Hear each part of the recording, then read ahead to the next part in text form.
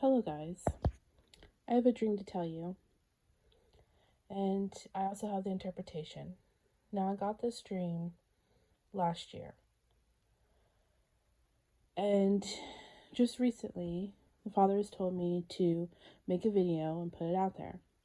I've put it off far too long, to the point where, at this point, I am borderline being disobedient if I don't get it out there. I'm not entirely thrilled about putting this dream out there, not because of the dream, because I've told some people, some close friends, but the fact of just putting your voice on a camera and putting it out there is not fun, I don't think. So let me tell you the dream, and I'll tell you what the Father told me the interpretation was. In the dream, I knew who I was. I was not another person, I was myself. And I was getting ready for my best friend's wedding. Now, in the dream, I knew that she was already married, and she was marrying the same guy that she's married to now in a dream. And I was her bridesmaid in real life. And in the dream, I knew this and was wondering why I was getting ready for her wedding again. And as I was getting ready, I just kept putting things off. I kept, going through I had to all of a sudden organize my makeup. And I don't ever do that.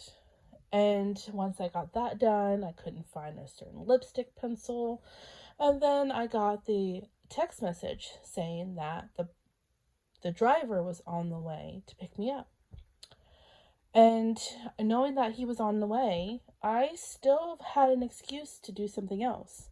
I needed to look for something for my kids. I can't remember all the excuses in the dream, but I kept finding excuses to do something else other than get ready. And the driver texted me again saying he was pulling down the street. Knowing this, that he was pulling down the street, that he was minutes away from picking me up, and that there was a deadline that I needed to get on in that limo as soon as the driver came, I still was finding things to do other than get ready. I still needed to do my hair, and I needed to steam the dress, and I needed to find my shoes. I had all these excuses to do something else besides get ready. And the driver pulled up, and I get a knock on my front door saying he's here and he needs to go now. And I said, just a moment, let me get my shoes. And just a moment, let me get my phone. And the driver was insistent, I need to leave now. If you're not ready in 1 minute, I will leave without you. And still knowing that I was going to be late, I still found something else to do besides grab everything and get into that limo. And then I get the call from the limo. I am leaving now. It's too late. Goodbye. And the limo driver drove away with the bridegroom and the bride. And I looked at my phone, as I remember having my phone in my hand, at the message I got. And I went to the front door and opened it, and he was gone. The limo driver was gone with the bridegroom and the bride. And I cried, bawled my eyes out that I missed the wedding party, that I was not going to be in the wedding party. And as I was waking up, I thought to myself, well, at least I can be a guest. And I woke up knowing full well that these two people were already married. And I prayed right away. I said, Father, what is this dream? And he told me instantly, I heard him instantly, make sure your garments are ready for my return. Now, this is not a rapture dream at all. And I prayed about it, and I said, okay.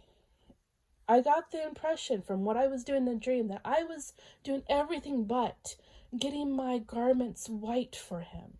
That I was doing everything but cleaning out the sin in my life. And he brought me to Matthew 25 of the 10 virgins.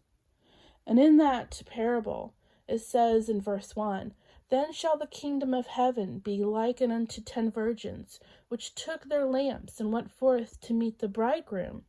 And 5 of them were wise, and 5 were foolish. They that were foolish took their lamps and took no oil with them. But they that were wise took their oil in their lamps, in their vessels. While the bridegroom tarried, they all slumbered and slept. And at the midnight hour there was a cry made, Behold, the bridegroom cometh to go out to meet him. Then all those virgins arose and trimmed their lamps. And the foolish said unto the wise, Give us of your lamp oil, for our lamps are gone out. But the wise answered, saying, Not so, lest there be not enough for us, and you but go ye rather to them that sell, and buy for yourselves. And while they went to buy, the bridegroom came, and they that were ready went in with him to the marriage, and the door was shut. I'm going to skip down to verse 13. Watch therefore, for ye know neither the day nor the hour where the Son of Man comes. And I'm not saying this is a rapture dream whatsoever. What I'm saying is, this is a dream to get your bride dress ready. Get your garments clean of sin. Get all the stuff that the Holy Spirit's been picking at you and tapping on your shoulder and saying, deal with this. Deal with this now.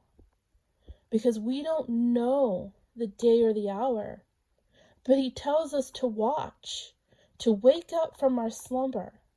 Watch, therefore, for you know not whether the day or the hour he comes.